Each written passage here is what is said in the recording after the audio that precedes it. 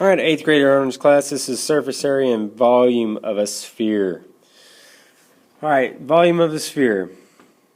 S equals 4 pi r squared.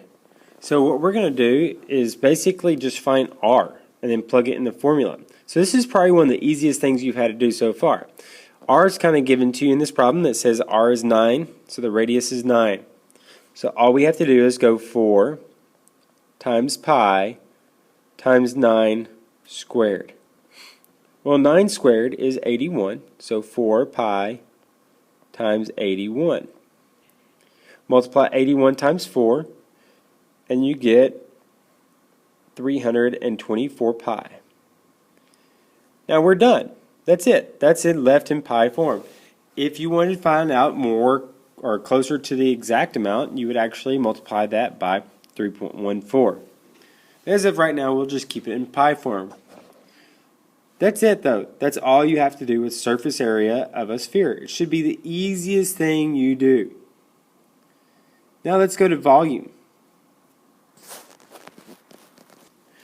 Now the volume of a sphere is a little bit different. We still only need r, the radius.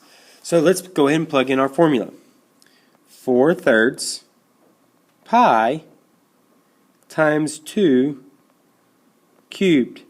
Now cubed means 2 times 2 times 2. So we get 4/3 pi, 2 times 2 is 4, times 2 is 8. Now this is where people get confused. They're like, what do I do with the 4/3? Well, go ahead and make everything into a fraction. So instead of pi, we're going to put pi over 1. And instead of 8, we're going to put 8 over 1. Now it's just like multiplying fractions. Top times top times top, that would be 32 pi. Because 8 times 4 is 32. And then 3 times 1 is 3. Now we're basically done. If you wanted to continue to figure out closer to the volume, you can divide 32 by 3. You'd get 1. Bring down your 2. 0.6 repeating.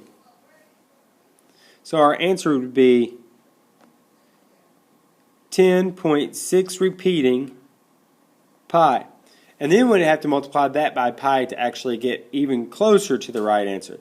But that's all there is to it. Most people who do volume of a sphere get confused by this part right here. Well, if you're confused, just go ahead and make everything into a fraction and do top times top times top, bottom times bottom times bottom, and then divide out. If you're not confused, an easier way of doing this would have been just to multiply by 4, 8 times 4, and then divide by 3. It's whatever, it's the same thing. And that's pretty much it for today's lesson. Spheres are pretty easy, so I can't wait to see y'all in class and see y'all finish your work pretty fast, and we'll get started on our project hopefully by tomorrow.